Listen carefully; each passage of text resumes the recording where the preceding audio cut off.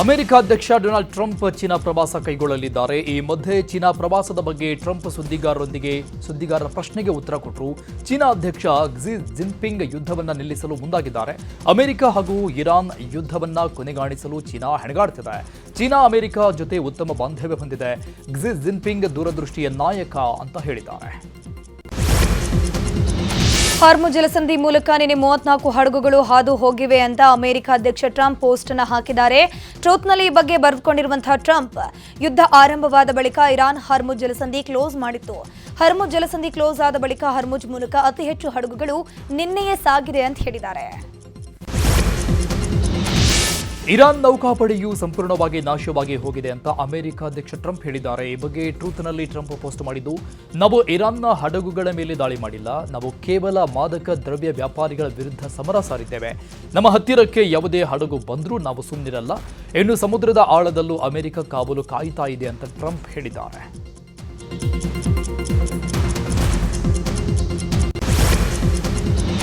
ಈಗ ಜಮೀರ್ಗೆ ಕಂಟಕದ ಪ್ರಮುಖ ಸುದ್ದಿಗಳು. ಸಿಎಂ ರಾಜಕೀಯ ಕಾರ್ಯದರ್ಶಿ ಹುದ್ದೆಗೆ ರಾಜೀನಾಮೆ ನೀಡುವಂತೆ ನಜೀರ್ ಅಹಮದ್ಗೆ ಸೂಚನೆ ನೀಡಲಾಗಿತ್ತು ಅನ್ನೋ ಸುದ್ದಿಗಳು ಹರಿದಾಡಿತ್ತು. ಈ ಬೆನ್ನಲ್ಲೇ ನಾನು ಯಾಕೆ ರಾಜೀನಾಮೆ ಕೊಡಲಿ ಅಂತ ನಿನ್ನೆಯಷ್ಟೇ ನಜೀರ್ ಹೇಳಿದ್ರು. ಇಂದು ನಜೀರ್ನನ್ನ ಹುದ್ದೆಯಿಂದ ವಜಾ ಮಾಡಲಾಗಿದೆ. ಸಿಎಂ ರಾಜಕೀಯ ಕಾರ್ಯದರ್ಶಿ ಹುದ್ದೆಯಿಂದ ಬಿಡುಗಡೆಗೊಳಿಸಲಾಗಿದೆ ಅಂತ ಪತ್ರ ಬರೆಯಲಾಗಿದೆ. ಇನ್ನು ನಿನ್ನೆಯಷ್ಟೇ ಸಿಎಂ ಭೇಟಿಯಾಗಿದ್ರು. ನಜೀರ್ ಚರ್ಚೆಯನ್ನು ಕೂಡ ನಡೆಸಿದ್ರು. ದಾವಣಗೆರೆ ದಕ್ಷಿಣ ವಿಧಾನಸಭೆ ಕ್ಷೇತ್ರದಲ್ಲಿ ಸಚಿವ ಜಮೀರ್ ಅಹಮದ್ ಪಕ್ಷ ವಿರೋಧಿ ಕೆಲಸ ಮಾಡಿದ್ದಾರೆ ಅನ್ನೋ ಆರೋಪ ಕೇಳಿಬಂದಿತ್ತು. ಚುನಾವಣೆ ಬಳಿಕ ಜಮೀರ್ ಮುಂಬೈಗೆ ತೆರಳಿದ್ರು. ನಿನ್ನೆ ರಾತ್ರಿಯೇ ಜಮೀರ್ ಮುಂಬೈನಿಂದ ಆಗಮಿಸಿದ್ದಾರೆ. ನಿನ್ನೆ ರಾತ್ರಿಯೇ ಬೆಂಗಳೂರಿಗೆ ಆಗಮಿಸಿದ್ದು ತಮ್ಮ ಮೇಲಿನ ಆರೋಪದ ಬಗ್ಗೆ ಜಮೀರ್ ಇವತ್ತು ಸ್ಪಷ್ಟನೆ ನೀಡಿದ್ದಾರೆ ಅಂತ ಹೇಳಲಾಗ್ತಾ ಇದೆ. ಮುಂಬೈನಿಂದ ಬೆಂಗಳೂರಿಗೆ ಬಂದಿದ್ದ ಜಮೀರ್ ಅಹಮದ್ ದಿಢೀರ್ ಅಂತ ಸಿಎಂ ಅವರನ್ನ ಭೇಟಿಯಾಗಿದ್ದಾರೆ. ಸಿಎಂ ಭೇಟಿಗೂ ಮುನ್ನ ಮಾತನಾಡಿದ ಜಮೀರ್ ಅಹಮದ್, ನಜರನ್ನ ಯಾವ ಕಾರಣಕ್ಕೆ ಡ್ರಾಪ್ ಮಾಡಿದಾರೆ ಗೊತ್ತಿಲ್ಲ. ದಾವಣಗೆರೆಯ ಸ್ಥಳೀಯ ಮುಸ್ಲಿಮರಲ್ಲಿ ಅಸಮಾಧಾನ ಇದ್ದಿದ್ದು ನಿಜ. ದಾವಣಗೆರೆಯಲ್ಲಿ ನಾವು ಗೆದ್ದೇ ಗೆಲ್ತೀವಿ. ಸಿಎಂ ಭೇಟಿಯಾಗಿ ನಜೀರ್ ವಜಾ ಮಾಡಿದ್ದಕ್ಕೆ ಕಾರಣ ತಿಳ್ಕೊಳ್ತೀನಿ ಅಂತಂದ್ರು.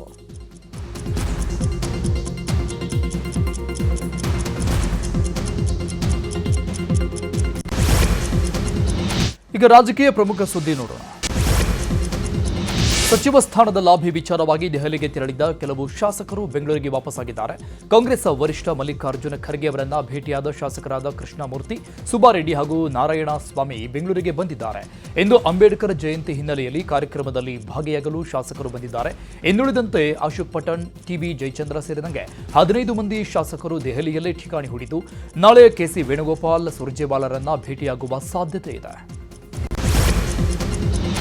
ಬಿಜೆಪಿ ಅರ್ಥಪೂರ್ಣವಾಗಿ ಅಂಬೇಡ್ಕರ್ ಅವರ ಜನ್ಮದಿನವನ್ನು ಆಚರಿಸ್ತಾ ಇದೆ. ಎಲ್ಲ ಕಡೆ ನಿನ್ನೆ ಅಂಬೇಡ್ಕರ್ ಪುತ್ಥಳಿ ಸ್ವಚ್ಛಗೊಳಿಸಿದ್ದೀವಿ. ಸ್ವತಂತ್ರ ನಂತರ ಅಂಬೇಡ್ಕರ್ ಅವರಿಗೆ ಗೌರವವನ್ನ ಕೊಡೋ ಕೆಲಸ ಬಿಜೆಪಿ ಮಾಡಿದೆ. ಅಂಬೇಡ್ಕರ್ ಅವರ ಕನಸನ್ನ ನನಸು ಮಾಡೋ ನಿಟ್ಟಿನಲ್ಲಿ ಪ್ರಧಾನಮಂತ್ರಿಗಳು ಮುಂದಾಳತ್ವ ವಹಿಸಿದ್ದಾರೆ. ಕಾಂಗ್ರೆಸ್ ಅಂಬೇಡ್ಕರ್ ಅವರ ಹೆಸರನ್ನ ವೋಟ್ಗಾಗಿ ದುರ್ಬಳಕೆ ಮಾಡಿಕೊಂಡಿದೆ ಅಂತ ಆರೋಪವನ್ನ ಮಾಡಿದ್ರು. ಬೈ ಎಲೆಕ್ಷನ್ನಲ್ಲಿ ಎರಡೂ ಕಡೆಯೂ ಬಿಜೆಪಿ ಗೆದ್ದೇ ಗೆಲ್ಲುತ್ತೆ ಅಂತ ವಿಜೇಂದ್ರ ಹೇಳಿದ್ದಾರೆ. ಶಿವಮೊಗ್ಗದಲ್ಲಿ ಮಾತನಾಡಿದ ಅವರು, ಎರಡೂ ಕ್ಷೇತ್ರದಲ್ಲೂ ಕಾಂಗ್ರೆಸ್ ಗೆಲ್ಲುವುದಕ್ಕೆ ಸಾಧ್ಯನೇ ಇಲ್ಲ. ಬಿಜೆಪಿ ಐತಿಹಾಸಿಕ ಗೆಲುವು ಸಾಧಿಸಲಿದೆ. ಕಾಂಗ್ರೆಸ್ ಸರ್ಕಾರದ ವಿರುದ್ಧ ಜನ ಬೇಸತ್ತಿದ್ದಾರೆ. ಮುಖ್ಯಮಂತ್ರಿಯ ಕುರ್ಚಿಗಾಗಿ ಪೈಪೋಟಿಯಲ್ಲಿ ಬೀದಿ ಕಾಳಗ ನಡೀತಾ ಇದೆ. ಕಾಂಗ್ರೆಸ್ ಸರ್ಕಾರದ ವಿರುದ್ಧ ಜನ ಬೇಸತ್ತಿದ್ದಾರೆ ಅಂತ ಹೇಳಿದ್ದಾರೆ.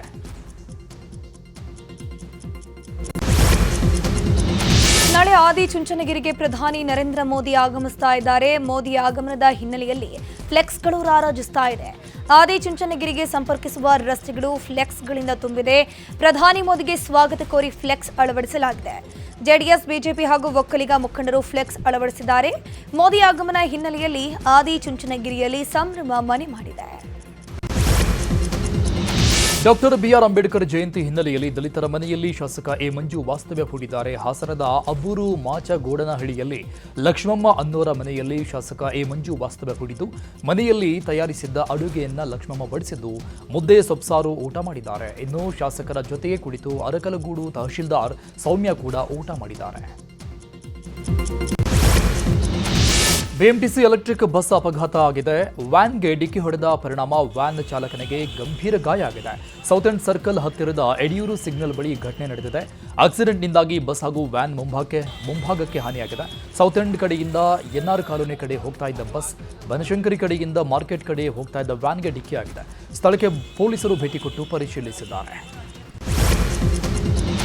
ಚಾಲಕನ ನಿಯಂತ್ರಣ ತಪ್ಪಿ ರಸ್ತೆ ಪಕ್ಕಕ್ಕೆ ಖಾಸಗಿ ಬಸ್ ನುಗ್ಗಿದೆ. ಬಾಗಲಕೋಟೆಯ ಅಂಬೇಡ್ಕರ್ ಸರ್ಕಲ್ ಬಳಿ ಘಟನೆ ನಡೆದಿರುವುದು. ಬೆಂಗಳೂರಿಂದ ಬಾಗಲಕೋಟೆಗೆ ಬರುತ್ತಿದ್ದ ಸ್ಲೀಪರ್ ಬಸ್ನ ಚಾಲಕ ನಿಯಂತ್ರಣ ತಪ್ಪಿ ಘಟನೆ ನಡೆದಿದೆ ಎನ್ನಲಾಗಿದೆ. ಸ್ಥಳಕ್ಕೆ ಬಾಗಲಕೋಟೆ ಶಹರ ಪೊಲೀಸರು ಭೇಟಿ ನೀಡಿ ಪರಿಶೀಲನೆ ಮಾಡಿದ್ದಾರೆ. ಬಸ್ನಲ್ಲಿದ್ದ 20ಕ್ಕೂ ಅಧಿಕ ಪ್ರಯಾಣಿಕರು ಅಪಾಯದಿಂದ ಪಾರಾದರು. ಅಪಘಾತದಿಂದಾಗಿ ಬಸ್ಗೆ ಸಣ್ಣ ಪ್ರಮಾಣದಲ್ಲಿ ಹಾನಿಯಾಗಿದೆ. ಬೆಂಗಳೂರಿನಲ್ಲಿ ದಾಖಲೆಯ ಮಟ್ಟಕ್ಕೆ ತಾಪಮಾನ ಏರಿಕೆ ಆಗ್ತಿದೆ. ನಗರದ ವಿವಿಧ ಕಡೆ 35 ಡಿಗ್ರಿ ಸೆಲ್ಸಿಯಸ್ ಉಷ್ಣಾಂಶ ದಾಖಲಾಗಿದೆ. ಬೆಂಗಳೂರಿನಲ್ಲಿ ಒಟ್ಟಾರೆ 35.6 ಡಿಗ್ರಿ ಸೆಲ್ಸಿಯಸ್ ತಾಪಮಾನ ದಾಖಲಾಗಿದ್ದು, ದೇವನಹಳ್ಳಿಯ ಕೆಐಎನಲ್ಲಿ 36.1 ಡಿಗ್ರಿ ದಾಖಲಾಗಿದೆ. HAL ಏರ್ಪೋರ್ಟ್ ಸುತ್ತಮುತ್ತ 36.5 ಡಿಗ್ರಿ ದಾಖಲಾಗಿರುವುದು. ನಗರದಲ್ಲಿ ದಿನದಿಂದ ದಿನಕ್ಕೆ ಶೆಕೆ ಜಾಸ್ತಿ ಆಗ್ತಿದ್ದು, ಏಪ್ರಿಲ್ ಹಾಗೂ ಮೇ 2 ತಿಂಗಳಲ್ಲೂ ಮತ್ತಷ್ಟು ಶೆಕೆ ಹೆಚ್ಚಾಗಲಿದೆ ಅಂತ ಹವಾಮಾನ ಇಲಾಖೆ ಮುನ್ಸೂಚನೆ ಕೊಟ್ಟಿದೆ. ಉತ್ತರ ಕನ್ನಡ ಜಿಲ್ಲೆಯ ಗೋಕರ್ಣದಿಂದ ಅವಧಿ ಪೂರ್ವವೇ ವಿದೇಶಿ ಪ್ರವಾಸಿಗರು ಕಾಲ್ಕಿತ್ತಿದ್ದಾರೆ. ಒಂದು ಕಡೆ ಗ್ಯಾಸ್ ಸಿಲಿಂಡರ್ ಕೊರತೆ ಜೊತೆಗೆ ರೆಸಾರ್ಟ್ನಲ್ಲಿ ಫುಡ್ ಸಮಸ್ಯೆ ಆಗಿದೆ. ಇಲ್ಲಿನ ಓಂ ಕಡಲ ತೀರ, ಕುಡ್ಲೆ ಕಡಲ ತೀರ, ಮುಖ್ಯ ಕಡಲ ತೀರ, ಹಾಫ್ ಮೂನ್ ಕಡಲ ತೀರ ಈಗ ವಿದೇಶಿ ಪ್ರವಾಸಿಗರಿಲ್ಲದೆ ಬಿಕೋ ಅಂತ ಇದೆ. ದೇಶೀಯ ಪ್ರವಾಸಿಗರ ಸಂಖ್ಯೆ ಕೂಡ ಇಳಿಮುಖವಾಗಿದೆ. ಅತಿ ಹೆಚ್ಚಾಗಿ ಓಂ ಕಡಲ ತೀರದಲ್ಲಿ ವಿದೇಶಿ ಪ್ರವಾಸಿಗರು ವಾಸ್ತವ್ಯ ಮಾಡ್ತಾ ಇದ್ರು. ಆದರೆ ಈಗ ಸಿಲಿಂಡರ್ ಕೊರತೆಯಿಂದ ವಿದೇಶಿ ಪ್ರವಾಸಿಗರಿಗೆ ಬೇಕಾದ ಅಗತ್ಯ ಖಾದ್ಯ ಸಿದ್ಧಪಡಿಸಲು ಸಾಧ್ಯವಾಗ್ತಾ ಇಲ್ವಂತೆ. ಕೆಲವು ರೆಸಾರ್ಟ್ಗಳಲ್ಲಿ ಸೌದೆ ಒಲೆಯಲ್ಲಿ ಚೈನೀಸ್ ಖಾದ್ಯ ಸಿದ್ಧಪಡಿಸಲು ಅಸಾಧ್ಯವಾಗಿದೆ. ವಿಕಲಚೇತನರಿಗೆ ಆಶ್ರಯ ನೀಡೋ ತಾಣದ ಸುತ್ತಲಿನ ಪ್ರದೇಶ ಸಂಪೂರ್ಣವಾಗಿ ಗಬ್ಬೆದ್ದು ಹೋಗಿದೆ. ಅನುಪಾಲನಾ ಕೇಂದ್ರದ ಸುತ್ತಲೂ ಗಲೀಜು, ದುರ್ವಾಸನೆಯಿಂದ ಕೂಡಿದೆ. ಕೊಪ್ಪಳದ ಪ್ರಧಾನ ಅಂಚೆ ಕಚೇರಿ ಹಿಂಭಾಗ ಇರುವಂತಹ ಕೇಂದ್ರವನ್ನ ಹೇಳೋರಿಲ್ಲ ಕೇಳೋರಿಲ್ಲ ಎಂಬಂತಾಗಿದೆ. ಈ ಕೇಂದ್ರಕ್ಕೆ ಬರಬೇಕಿದ್ರೆ ಮೂಗು ಮುಚ್ಕೊಂಡೇ ಬರಬೇಕು. ಕಟ್ಟಡದ ಸುತ್ತಲೂ ಕಸ ತುಂಬಿಕೊಂಡಿದ್ದು ಯಾರೂ ಕೂಡ ಕ್ಲೀನ್ ಮಾಡ್ತಿಲ್ಲ. ಅನುಪಾಲನಾ ಕೇಂದ್ರ ರೋಗ ರುಜಿನಗಳನ್ನು ಹೆಚ್ಚಿಸೋ ತಾಣವಾಗಿದೆ ಅಂತ ಸ್ಥಳೀಯರು ಆರೋಪ ಮಾಡಿದ್ರು. ಕೂಡಲೇ ಸರ್ಕಾರ ಈ ಬಗ್ಗೆ ಕ್ರಮ ಕೈಗೊಳ್ಳಬೇಕು ಅಂತ ಆಗ್ರಹಿಸಿದ್ರು. ಸಾಂಸ್ಕೃತಿಕ ನಾಯಕ ಬಸವಣ್ಣನ ಹೆಸರಿನ ಆರ್ಟ್ ಗ್ಯಾಲರಿ ಪಾಳುಬಿದ್ದಿದೆ. ಕಾಮಗಾರಿ ಪ್ರಾರಂಭವಾಗಿ 8 ವರ್ಷ ಕಳೆದರೂ ಇನ್ನೂ ಕೆಲಸ ಮುಗಿದಿಲ್ಲ. ಸರ್ಕಾರ ಈ ಆರ್ಟ್ ಗ್ಯಾಲರಿಗಾಗಿ 2 ಕೋಟಿ ರೂಪಾಯಿ ಮೀಸಲಿಟ್ಟಿತ್ತು. ಆದರೆ ಈ ಹಣ ನೀರಲ್ಲಿ ಹೋಮ ಮಾಡಿದಂತಾಗಿದೆ. ಬೆಳಗಾವಿಯ ಶ್ರೀನಗರ ಬಡಾವಣೆಯಲ್ಲಿ ನಿರ್ಮಾಣವಾಗಿರೋ ಆರ್ಟ್ ಗ್ಯಾಲರಿ ಸರಿಯಾದ ನಿರ್ವಹಣೆ ಇಲ್ಲದೆ ಪುಂಡ ಪೋಖರಿಗಳ ಅಡ್ಡೆಯಾಗಿದೆ. ಈಗಾಗಲೇ ಮಳೆಯಿಂದ ಕಟ್ಟಡದ ಮೇಲ್ಛಾವಣಿ ಸಂಪೂರ್ಣ ಹಾನಿಯಾಗಿದ್ದು, ಸರ್ಕಾರ ಕೂಡಲೇ ಎಚ್ಚೆತ್ತುಕೊಳ್ಳಬೇಕಿದೆ ಅಂತ ಸ್ಥಳೀಯರು ಹೇಳ್ತಾ ಇದ್ದಾರೆ. ರಾಯರ ತಪೋಗೈದ ಭೂಮಿಯಲ್ಲಿ ಭೂ ವಿವಾದ ಭುಗಿಲೆದ್ದಿದೆ. ಬಿಚ್ಚಾಲಿ ಗ್ರಾಮದ ರಾಘವೇಂದ್ರ ಸ್ವಾಮಿಗಳ ಏಕಶಿಲಾ ವೃಂದಾವನ ಜಾಗಕ್ಕೆ ಭೂ ವಿವಾದ ಬಿಸಿ ತಟ್ಟಿದೆ. ರಾಘವೇಂದ್ರ ಸ್ವಾಮಿಗಳ ಚಾರಿತ್ರಿಕ ಸ್ಥಳಗಳ ಅಭಿವೃದ್ಧಿಗಾಗಿ ಜಮೀನು ಮಂಜೂರಿಗೆ ಮಂತ್ರಾಲಯ ಮಠ ಅರ್ಜಿಯನ್ನು ಸಲ್ಲಿಕೆ ಮಾಡಿತ್ತು. ನ್ಯಾಯಾಲಯದ ಸೂಚನೆಯಂತೆ ಗ್ರಾಮದ 2 ಎಕರೆ 33 ಗುಂಟೆ ಸರ್ವೆಗೆ ಅಧಿಕಾರಿಗಳು ಬಂದಿದ್ರು. ಆದರೆ ನೋಟಿಸ್ ಕೊಡದೆ ಸರ್ವೆ ಮಾಡೋಕೆ ಬಂದಿದ್ದಾರೆ ಅಂತ ಸ್ಥಳೀಯರು ವಿರೋಧ ವ್ಯಕ್ತಪಡಿಸಿದ್ದಾರೆ. ಮಂತ್ರಾಲಯ ಮಠಕ್ಕೆ ಜಮೀನು ಮಂಜೂರು ಬಳಿಕ ಸರ್ವೆ ಕಾರ್ಯಕ್ಕೆ ಮುಂದಾಗಿರುವುದು ಇದೀಗ ವಿರೋಧ ಕಾರಣವಾಗಿದೆ. ಏಕಶಿಲಾ ವೃಂದಾವನ ಸುತ್ತಮುತ್ತಲಿನ ಅಂಗಡಿಗಳನ್ನು ಬಂದ್ ಮಾಡಿಸಿ ಸರ್ವೆ ಮಾಡಲಾಗ್ತಿದೆ. ಸರ್ವೆಗೆ ಭಾರಿ ವಿರೋಧ ಮಾಡ್ತಿರೋದನ್ನ ಕೂಡ ಅವರನ್ನ ಬಂಧಿಸಲಾಗಿದೆ. ಕೇಂದ್ರ ಸರ್ಕಾರದ ಸ್ವಯಂ ಜನಗಣತಿ ಬೆಂಗಳೂರಿನ ಜನರು ಸ್ಪಂದನೆ ಕೊಡ್ತಾ ಇಲ್ಲ. ನಗರದಲ್ಲಿ ಕೇವಲ 0.93% ಜನರು ಮಾತ್ರ ಸ್ವಯಂ ಗಣತಿ ಪೂರ್ಣಗೊಳಿಸಿದ್ದಾರೆ. ಜಿಬಿಎ ವ್ಯಾಪ್ತಿಯ 5 ಪಾಲಿಕೆಗಳಲ್ಲಿ ಗಣತಿಗೆ ನಿರಾಸಕ್ತಿ ತೋರಿದ್ದಾರೆ. ಪೂರ್ವ, ಪಶ್ಚಿಮ, ದಕ್ಷಿಣ, ಉತ್ತರ ಪಾಲಿಕೆ ವ್ಯಾಪ್ತಿಯಲ್ಲಿ ಜನರು ಗಣತಿಗೆ ನಿರಾಸಕ್ತಿ ವಹಿಸಿದ್ದಾರೆ. ಈವರೆಗೆ ಕೇವಲ 32,907 ಜನ ಮಾತ್ರ ಭಾಗಿಯಾಗಿದ್ದಾರೆ. ಜಾಗೃತಿ ಅಭಿಯಾನಗಳಿದ್ದರೂ ಜನರು ಸ್ಪಂದನೆ ಕೊಟ್ಟಿಲ್ಲ. ಮನೆ ಮನೆಗೆ ಭೇಟಿ ನೀಡಿ ಪ್ರಚಾರ ಮಾಡಿದ್ರು, ಸೋಷಿಯಲ್ ಮೀಡಿಯಾದಲ್ಲಿ ಪ್ರಚಾರ ಮಾಡಿದ್ರೂ ಕೂಡ ಫಲಕಾರಿಯಾಗಿಲ್ಲ. ಸರ್ಕಾರಿ ಕಾರ್ಯಕ್ರಮಕ್ಕೆ ಹೊಸ ಮೆನು ನೀಡಲಾಗಿದೆ. ಇನ್ನು ಮುಂದೆ ಸರ್ಕಾರಿ ಸಭೆ ಸಮಾರಂಭದಲ್ಲಿ ಕರಿದ ತಿಂಡಿ ನೀಡದಂತೆ ಆರೋಗ್ಯ ಇಲಾಖೆ ಶಿಫಾರಸು ಮಾಡಿದೆ. ಸಂಸ್ಕರಿತ ಕರಿದ ಪದಾರ್ಥಗಳಿಗೆ ನಿಷೇಧ ಹೇರಲಾಗಿದ್ದು, ಹಣ್ಣು ತರಕಾರಿಗಳ ಸಲಾಡ್ ನೀಡೋಕೆ ಆರೋಗ್ಯ ಹಾಗೂ ಕುಟುಂಬ ಕಲ್ಯಾಣ ಇಲಾಖೆ ಶಿಫಾರಸು ಮಾಡಿದೆ. ಸಿರಿಧಾನ್ಯ ಆಧಾರಿತ ಆಹಾರ, ಹಣ್ಣು ತರಕಾರಿ ಸಲಾಡ್ ವಿತರಣೆಗೆ ತಿಳಿಸಲಾಗಿದೆ. ಕಡಿಮೆ ಎಣ್ಣೆ, ಕಡಿಮೆ ಸಕ್ಕರೆ, ಹೆಚ್ಚು ನಾರಿನಾಂಶವಿರೋ ಆಹಾರ ನೀಡಬೇಕು. ಅಕ್ಕಿ ಪದಾರ್ಥಗಳಲ್ಲಿ ಬಿಳಿ ಅಕ್ಕಿಯ ಬದಲು ಬ್ರೌನ್ ರೈಸ್ ಬಳಕೆ ಮಾಡಬೇಕು. ಕಡಿಮೆ ಸಕ್ಕರೆಯುಳ್ಳ ಹಣ್ಣಿನ ರಸ ನೀಡಬೇಕು ಅಂತ ಶಿಫಾರಸು ಮಾಡಿದೆ. ಪಂಚಮಸಾಲಿ ಮಠದಿಂದ ವಚನಾನಂದ ಶ್ರೀ ಪದಚ್ಯುತಿ ಹಿನ್ನೆಲೆಯಲ್ಲಿ ಪದಚ್ಯುತಿ ಖಂಡಿಸಿ ಭಕ್ತರು ಕೋರ್ಟ್ ಮೆಟ್ಟಿಲು ಏರಲು ಚಿಂತನೆ ಮಾಡ್ತಾ ಇದ್ದಾರೆ. ಸಮಾಜದ ಸಭೆ ಕರೆಯದೆ ಭಕ್ತರಿಂದ ಮಾಹಿತಿ ಪಡೆಯದೆ ಶ್ರೀಗಳ ಉಚ್ಚಾಟನೆ ಮಾಡಲಾಗಿದೆ. ಯಾವುದೇ ರೀತಿ ನೋಟಿಸ್ ಕೊಟ್ಟಿಲ್ಲ, ಉತ್ತರ ಕೂಡ ಪಡೆದಿಲ್ಲ. ರಾತ್ರೋರಾತ್ರಿ ದೇವರ ದರ್ಶನ ನೆಪದಲ್ಲಿ ಬಂದು ನೋಟಿಸ್ ಅಂಟಿಸಿದ್ದಾರೆ. ಸ್ವಾಮೀಜಿ ಅಕ್ರಮ ಮಾಡಿದ್ದಾರೆ ಅನ್ನೋದಕ್ಕೂ ಸಾಕ್ಷ್ಯವಿಲ್ಲ. ಹೀಗಾಗಿ ಕೋರ್ಟ್ಗೆ ಸಾಕ್ಷ್ಯ ನೀಡಿ ಕಚೇರಿಗೆ ಹಾಕಿರುವ ಬೀಗ ತೆಗೆಸಲು ಭಕ್ತರು ಕೋರ್ಟ್ ಮೊರೆ ಹೋಗಲಿದ್ದಾರೆ ಎನ್ನಲಾಗಿದೆ. ಅಂಬೇಡ್ಕರ್ ಜಯಂತಿ ಹಿನ್ನೆಲೆ ಧಾರವಾಡದಲ್ಲಿ ಉದ್ಯೋಗಾಕಾಂಕ್ಷಿಗಳು ಹೋರಾಟ ಮಾಡೋಕೆ ತಯಾರಿ ಮಾಡ್ತಾ ಇದ್ದಾರೆ. ರಾಜ್ಯ ವಿದ್ಯಾರ್ಥಿ ಸಂಘದ ನೇತೃತ್ವದಲ್ಲಿ ಪ್ರತಿಭಟನೆ ನಡೆಯಲಿದ್ದು 2.84 ಲಕ್ಷ ಖಾಲಿ ಹುದ್ದೆ ಭರ್ತಿಗೆ ಆಗ್ರಹಿಸಿ ಪ್ರತಿಭಟನೆ ನಡೆಯಲಿದೆ. ಆದರೆ ಪ್ರತಿಭಟನೆಯಲ್ಲಿ ವಿದ್ಯಾರ್ಥಿಗಳು ಭಾಗಿಯಾಗುವುದು ಡೌಟ್ ಎನ್ನಲಾಗಿದೆ. ವಿದ್ಯಾರ್ಥಿ ಮುಖಂಡರಿಗೆ ಪೊಲೀಸ್ ಇಲಾಖೆ ನೋಟಿಸ್ ಕೊಟ್ಟಿದ್ದು ವಿದ್ಯಾರ್ಥಿಗಳು ಭಾಗಿಯಾಗುವುದು ಅನುಮಾನ ಎನ್ನಲಾಗುತ್ತಿದೆ. ಹಾಗಿದ್ರೂ ಕೂಡ ಉದ್ಯೋಗಾಕಾಂಕ್ಷಿಗಳು ಪ್ರತಿಭಟನೆಗೆ ಮುಂದಾಗಿದ್ದು ಪೊಲೀಸ್ ಬಿಗಿ ಭದ್ರತೆಯನ್ನು ನೀಡಲಾಗಿದೆ. ಗಲ್ಫ್ ರಾಷ್ಟ್ರಗಳಲ್ಲಿ ಯುದ್ಧ ಹಿನ್ನೆಲೆ ಚಿಕ್ಕಬಳ್ಳಾಪುರ ಜಿಲ್ಲೆಯ ರೈತರು ಸಂಕಷ್ಟಕ್ಕೆ ಸಿಲುಕಿದ್ದಾರೆ. ತರಕಾರಿ ಬೆಲೆ ಸಿಗದೆ ರೈತರು ಪರದಾಡ್ತಾ ಇದ್ದಾರೆ. ನೂರಾರು ಹೆಕ್ಟೇರ್ ಆಲೂಗಡ್ಡೆ ಬೆಳೆದ ರೈತರಿಗೆ ಭಾರಿ ನಷ್ಟ ಆಗಿದೆ.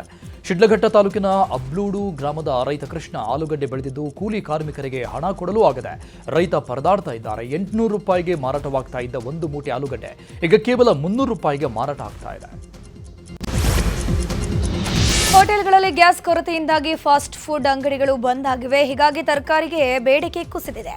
ಕೋಲಾರದಲ್ಲಿ ತರಕಾರಿಗಳ ಬೆಲೆ ತೀವ್ರ ಕುಸಿತ ಕಂಡಿದೆ. 1 ಕೆಜಿ ಭಜ್ಜಿ ಮೆಣಸಿನಕಾಯಿ ಬೆಲೆ 10 ರೂಪಾಯಿಗೆ ಕುಸಿದಿದ್ದು ಮೆಣಸು ಹಾಕಿದ ರೈತ ಕಂಗಾಲಾಗಿ ಹೋಗಿದ್ದಾರೆ.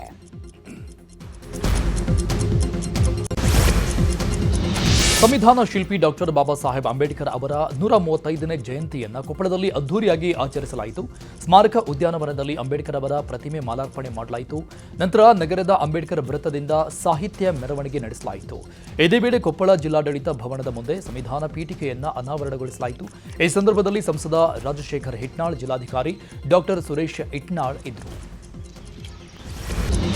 ಕೊಪ್ಪಳದಲ್ಲಿ ಲವ್ ಜಿಹಾದ್ ಆರೋಪ ಪ್ರಕರಣಕ್ಕೆ ಸಂಬಂಧಪಟ್ಟಂಗೆ ಪೊಲೀಸರ ನಡೆ ಅನುಮಾನ ಮೂಡಿಸಿದೆ. ಆರೋಪಿ ಮುಸ್ತಾಫರನ್ನ ಅರೆಸ್ಟ್ ಮಾಡದಂತೆ ಪೊಲೀಸರಿಗೆ ಒತ್ತಡ ಹೇರಿದ್ರಾ ಅನ್ನೋ ಪ್ರಶ್ನೆ ಜನರಲ್ಲಿ ಕಾಡ್ತಾ ಇದೆ. ಹುಕ್ಕಾ ಗಾಂಜಾ ಸೇವಿಸೋ ವಿಡಿಯೋ ಇದ್ರೂ ಕೂಡ ಕ್ರಮ ಯಾಕಿಲ್ಲ ಅಂತ ಬಿಜೆಪಿ ಮುಖಂಡ ಬಸವರಾಜ ಕ್ಯಾವಟರ್ ಪ್ರಶ್ನೆ ಮಾಡಿದ್ದಾರೆ. ಮುಸ್ತಫಾ ವಿರುದ್ಧ ದೂರು ದಾಖಲಾಗಿ 2 ದಿನ ಕಳೆದರೂ ಬಂಧನ ಆಗಿಲ್ಲ. ಮುಸ್ತಫಾ ಖಾದ್ರಿಯನ್ನ ಬಂಧನ ಮಾಡದಂತೆ ಪೊಲೀಸರಿಗೆ ಒತ್ತಡ ಇದೆಯಾ? ಲವ್ ಜಿಹಾದ್ ಹಿಂದೆ ಕಾಂಗ್ರೆಸ್ ಇದೆ ಅಂತ ಬಸವರಾಜ್ ಕ್ಯಾವಟರ್ ಗಂಭೀರ ಆರೋಪ ಮಾಡಿದ್ದಾರೆ. ಕೂಡಲೇ ಆರೋಪಿ ಮುಸ್ತಫಾರನ್ನ ಬಂಧನ ಮಾಡಬೇಕು ಅಂತ ಆಗ್ರಹಿಸಿದ್ದಾರೆ. ಪರಪ್ಪನಗ್ರಹಾರ ಜೈಲಲ್ಲಿ ಕೈದಿಗಳ ಮೇಲೆ ಲಘು ಲಾಠಿ ಪ್ರಹಾರ ಮಾಡಲಾಗಿದೆ. ಜೈಲು ಸಿಬ್ಬಂದಿ ಅಧಿಕಾರಿಗಳ ಮೇಲೆ ಹಲ್ಲೆಗೆ ಯತ್ನಿಸಿದ ಹಿನ್ನೆಲೆಯಲ್ಲಿ ಕೈದಿಗಳನ್ನು ಚದುರಿಸೋಕೆ ಜೈಲು ಸಿಬ್ಬಂದಿ ಲಾಠಿ ಪ್ರಹಾರ ಮಾಡಿದ್ರು. ಮಾರ್ಚ್ 29ರಂದು ರಾತ್ರಿ 11:45ರ ಸುಮಾರಿಗೆ ಘಟನೆ ನಡೆದಿದೆ ಎನ್ನಲಾಗಿದೆ. ಜೈಲಿನ ಟವರ್ 1 ವಿಚಾರಣಾ ಬಂದಿಗಳ ವಿಭಾಗದ 5ನೇ ಕೊಠಡಿಯಲ್ಲಿ ಘಟನೆ ನಡೆದಿರುವುದು.